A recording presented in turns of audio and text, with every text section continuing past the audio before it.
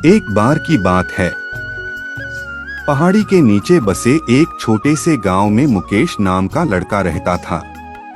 वो लड़का उस पूरे गांव में अपने आलस्य और कामचोरी के लिए प्रसिद्ध था। सभी गांववासी उसे आलसी कहकर ही पुकारते थे, क्योंकि वह पूरे दिन एक पेड़ के नीचे पड़ा रहता, झपकियां लेता और अपने भविष्य के बारे में अच्छे अच्छे सपने देखता। उसके दिन ऐसे ही आलस्य से गुजर रहे थे। लेकिन एक दिन उस गांव में एक बौद्ध भिक्षु आए, जो अगले 3 दिनों तक उसी गांव में ठहरने वाले थे। बौद्ध भिक्षु गांव में भिक्षा मांगते दिन भर लोगों को उपदेश देते और रात्रि में गांव के बाहर बने बौद्ध मठ में विश्राम करते हैं। बौद्ध भिक्षु जब भी भिक्षाटन के लिए जाते हैं और भिक्षा लेकर वापस लौटते हैं, तो वो हर बार उस जवान लड़के को उसी पेड़ के नीचे लेटा हुआ पाते। बौद्ध भिक्षु 2 दिनों तक ये सब देखते रहे और वो समझ गए कि यह लड़का मानसिक आलस्य का गुलाम है। तीसरे दिन जब बौद्ध भिक्षु भिक्षा लेकर वापस लौट रहे थे, तो वह उस लड़के के पास गए जो कि अभी भी उसी पेड़ के नीचे लेटा हुआ था। भिक्षु ने लड़के से कहा, बेटे, मेरे पास तुम्हारे लिए एक काम है।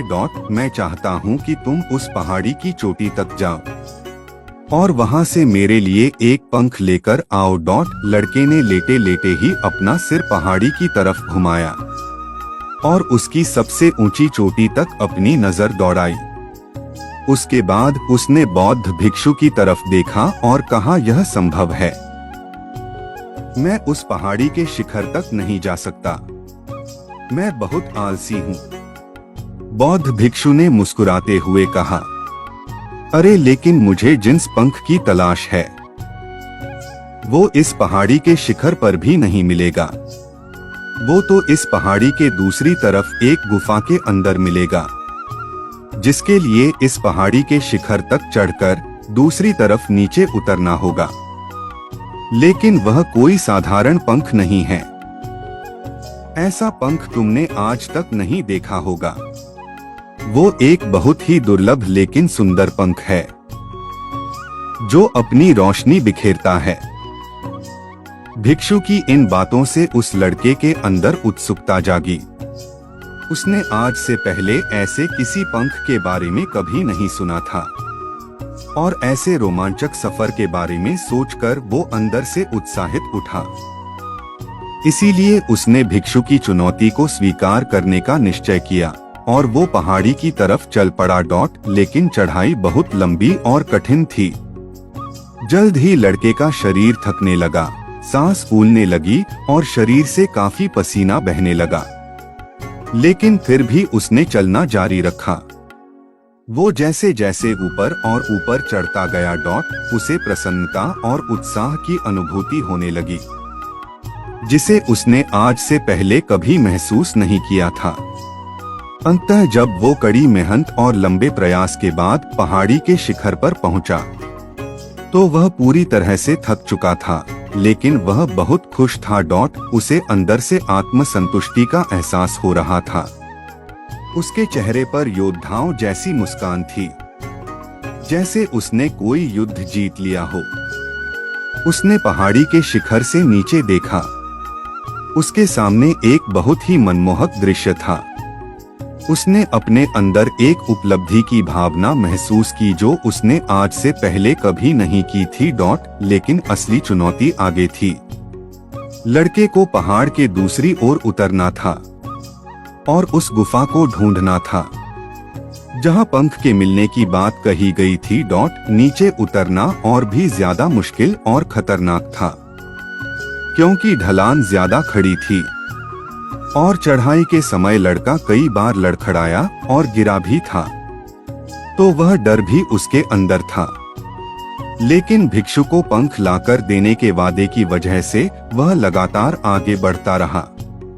काफी खोज, मशक्कत और कड़ी मेहनत के बाद जब वह अंत में गुफा तक पहुंचा, तो उसने देखा कि पंख वहीं पड़ा हुआ था।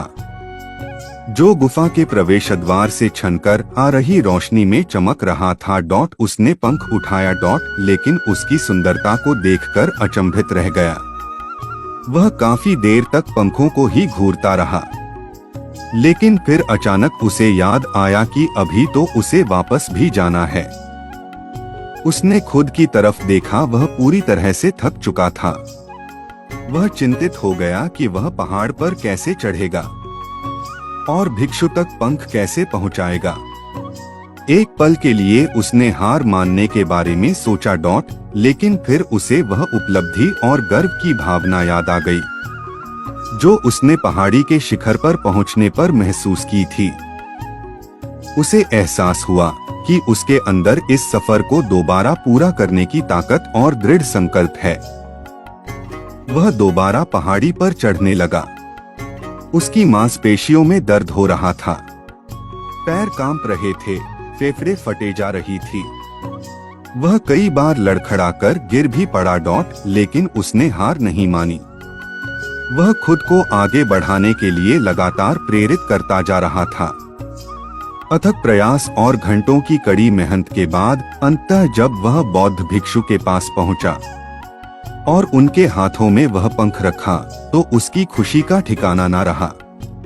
उसे महसूस हुआ कि आज उसने अपने आलस पर काबू पा लिया है और कुछ महत्वपूर्ण करके दिखाया है। उसके चेहरे पर इतनी खुशी और संतुष्टि का भाव देखकर बौद्ध भिक्षु मुस्कुराए और बोले, बहुत बढ़िया मेरे बच्चे, आज तुमने जीवन का एक बहुत ही महत्वपूर्ण सबक सीखा है कि आलस्य कोई ऐसी चीज नहीं है जिसे स्वीकार कर लिया जाए या सहन किया जाए। आलस एक चुनौती है जिसे दूर करना होगा। यह एक बाधा है जिसे पार करना होगा और आलस को खत्म करने के लिए तुम्हें अपना पहला कदम उठाना ही पड़ेगा। अपने लक्ष्य की ओर चलना ही पड़ेगा और तब तक चलते रहना पड़ेगा जब तक तू अपनी मंजिल को हासिल नहीं कर लेते। मुकेश ने भिक्षु के शब्दों की गहराई और उसके महत्व को समझते हुए अपना सिर हिला दिया। आज उसे एहसास हुआ कि वह हमेशा से ही बड़ी और महान चीजों को करने में सक्षम था, लेकिन उसके आलस्य ने उसे रोक रखा था। अब वह जानता था कि उसके पास अपने रास्ते में आने वाली किसी भी बाधा को दूर करने की ताकत और दृढ़ संकल्प है। इसके बाद भिक्षु ने मुकेश को आशीर्वाद दिया और उस गांव से चले गए। इस कहानी से सीखने वाली बात यह है कि जब हमें असंभव लगने पर भी अपने लक्ष्य को प्राप्त करने के लिए खुद को आगे बढ़ाते हैं, तब हम अपने भीतर एक ऐसी ताकत और दृढ़ संकल्प की खोज करते हैं जिसके बारे में हम पहले कभी नहीं जानते थे। आलस्य पर काबू पाने के लिए हमें खुद को चुनौती देनी चाहिए और बड़े महत्वाकांक्षी लक्ष्य बनानी चाहिए, फिर चाहे वो लक्ष्य कितने ही मुश्किल क्यों ना हो। हमें लगातार खुद को अपनी शारीरिक और मानसिक सीमाओं से परे ढकेलते रहना चाहिए। और असफलताओं व बाधाओं का सामना करने पर भी अंदर से मजबूत बने रहना चाहिए।